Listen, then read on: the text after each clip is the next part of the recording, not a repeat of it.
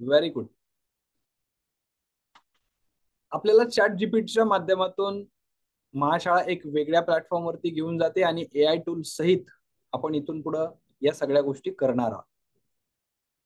व्यवसायाची जाहिरात करणं हे गरजेचं आहे आणि त्याला ब्रँड बनवणं गरजेचं आहे.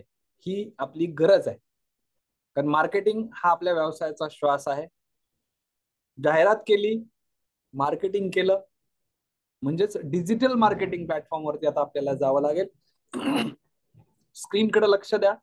हे का करायला पाहिजे, काय करायला पाहिजे, कोठे करायला पाहिजे, किती करायला पाहिजे आणि नक्की कसं करायला पाहिजे, एक एक पॉइंट नोट डाऊन करा, स्क्रीनशॉट करून घ्या. पहिली गोष्ट आहे की डिजिटल मार्केटिंग हे का करायला पाहिजे. तर सोपं उत्तर आहे की आपल्याला सेल वाढवण्यासाठी करायचंय, रोज नवीन ग्राहक आणण्यासाठी करायचंय आणि जुने ग्राहक टिकवून ठेवण्यासाठी करायचं आहे. त्याच्यानंतरचा पुढचा प्रश्न आहे की आपल्याला काय केलं पाहिजे. वेगवेगळ्या फॉर्म्युल्याच्या माध्यमातून, म्हणजे उदाहरणार्थ आयडा फॉर्म्युला आहे, फॅब फॉर्म्युला आहे, 4C फॉर्म्युला आहे, 4P आहे, 4A आहे. या सर्व फॉर्म्युलांचा उपयोग करून आपण मेसेजेस तयार करणं, पोस्ट तयार करणं, ऑडिओ तयार करणं, व्हिडिओज तयार करणं, कंटेंट रायटिंग हे खूप महत्वाचं आहे. आणि हे सगळं करण्यासाठी आपल्याला याचा उपयोग करावा लागेल. हे करायचंय काय मध्ये या गोष्टी जर आल्या तर पुढचा पॉइंट येतो की हे कोठे करायचंय. तर सर्व प्रकारच्या सोशल मीडियावरती आपल्याला पोहोचायचंय. किमान 8 प्रकारचे सोशल मीडिया आपल्याला वापरावे लागणार आहेत. एक एक टप्प्यानं तुमच्या व्यवसायाला कोणते गरजेचे आहेत त्याचा क्रम लावला जाईल आणि त्याच्याप्रमाणे हे सर्व प्रकारचे मीडिया आपण वापरायला सुरुवात करणार आहोत. बरं, हे किती करायला पाहिजे हे पण नोट करून ठेवा की तुमचं बिझनेसचं एक बजेट मार्केटिंगसाठी अलोकेट करून ठेवलेलं असलं पाहिजे. कमीत कमी 10% पासून तुम्ही सुरुवात केली पाहिजे. कारण हे बघ, पेरल्याशिवाय आपल्याला उगवणार नाही, नुसतं बघून या गोष्टी होणार नाहीत. मग किती बजेट ठेवलं पाहिजे मार्केटिंगचं आपण. तर मार्केटिंगचं 10% बजेट ठेवलं पाहिजे. तुम्ही जर 100 रुपीजचं मटेरियल आणलेलं आहे तर 10 रुपये कमीत कमी जाहिरातीसाठी खर्च तुम्हाला करायला पाहिजे. हा एक जनरल रूल आहे. किंवा दुसरा रूल असा आहे की जर तुम्ही 100 रुपये कमवलेले आहेत, म्हणजे तो नेट प्रॉफिट आहे, तर नेक्स्ट टाइम साठी त्यातले 10 रुपये तुम्ही बाजूला काढून ठेवलेले असले पाहिजे. दोन्ही प्रकारे तुम्हाला ऍडव्हर्टाईज करता येते. सुरुवात करताय तुम्ही तर त्यावेळेला तुमच्या प्रोजेक्टची कॉस्ट काढून 10% बाजूला ठेवून तुम्ही सुरुवात करू शकता.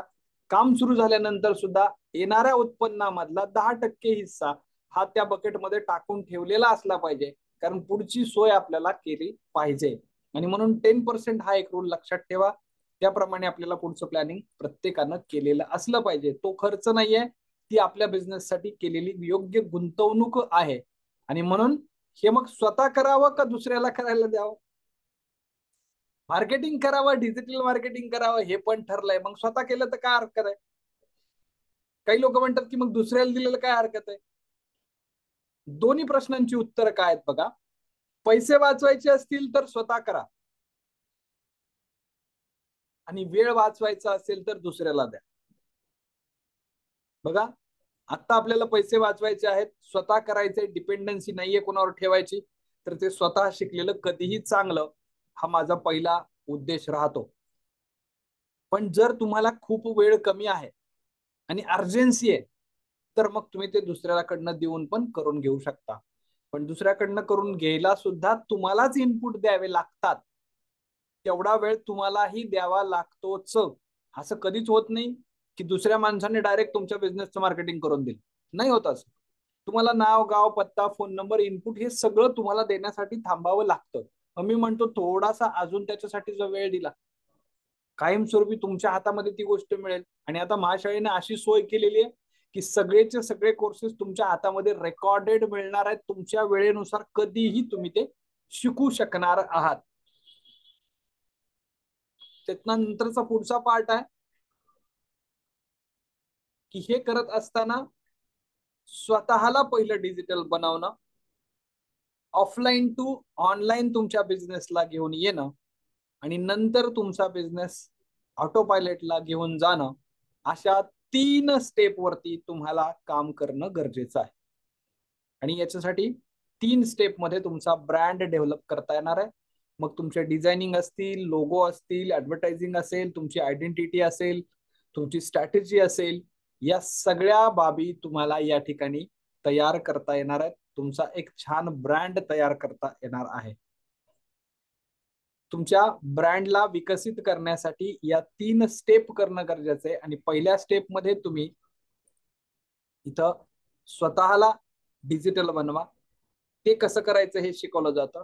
दुसऱ्या स्टेप मध्ये तुम्हाला बिझनेसला ऑफलाईन कडनं ऑनलाईन आणायचं कसं ते शिकवलं जातं. आणि तिसऱ्या स्टेप मध्ये तुम्हाला ऑटो पायलट म्हणजेच तुमच्या शिवाय हा बिझनेस कसा चालू शकतो, अशा 3 स्टेप मध्ये या सगळ्या गोष्टी आम्ही विभागलेल्या आहेत मित्रांनो. आणि म्हणून तुम्हाला या 3 in 1च्या कोर्समध्ये घेऊन जाताना तुमचं जे काही नियोजन आहे हे नक्की कसं करायचंय याकडे लक्ष द्या. आता लक्ष्मीला तर प्रसन्न करायचं आहे, परंतु अगोदर काय केलं पाहिजे, तर अगोदर आपल्याला सरस्वतीची पूजा करणं गरजेचं आहे. महाशाळेचं मार्गदर्शन घेऊन आपल्या व्यवसायाला लागणारी योग्य पद्धत कोणती आहे ते निवडणं गरजेचं आहे. आणि त्यासाठी खरं तर सरस्वतीची पूजा केली पाहिजे, तर लक्ष्मी तुमच्याकडे येणारच आहे हे पण लक्षात ठेवा. आणि या सगळ्या बाबी सहजासहजी करता येतील. कंटेंट रायटिंग हा सगळ्यात महत्वाचा पार्ट आहे, कारण कंटेंट हा आपल्या व्यवसायाचा श्वास आहे आणि कंटेंट रायटिंग हा मार्केटिंगचा प्राण आहे. ऍडव्हान्स टेक्नॉलॉजी वापरावी लागेल. चॅट जीपीटी कडनं आपल्याला सगळं काम करून घ्यावं लागेल. आणि सगळं ऍडव्हान्स व्हर्जन का वापरायचं आहे, तर जुनं वापरून आता उपयोग येणार नाही, कारण लोक आता 5G होतील. म्हणून आपल्यालाही त्यांच्या पुढं जावं लागेल. टुडेज वेबिनारची बेस्ट फायनल ऑफर 3 in 1 साठीची काय ते बघा. लेवल 1, लेवल 2 आणि लेवल 3 टोटल कॉस्ट काय असेल, बेस्ट ऑफर तुमच्यासाठी काय असेल आणि तुम्ही कशी घेऊ शकता, या सगळे पार्ट तुम्हाला मी नेक्स्ट टॉपिक मध्ये देतोय. ऑफर काय असेल, कशा पद्धतीने या कोर्सला डिझाईन केलंय, की तुमची उत्कंठा जास्त वेळ मी ताणणार नाही. तुम्हाला प्रत्यक्षात तो पॉइंट पाहता येणार आहे. फक्त नेक्स्ट टॉपिक नेक्स्ट व्हिडिओ मध्ये. खूप खूप धन्यवाद. खूप खूप धन्यवाद.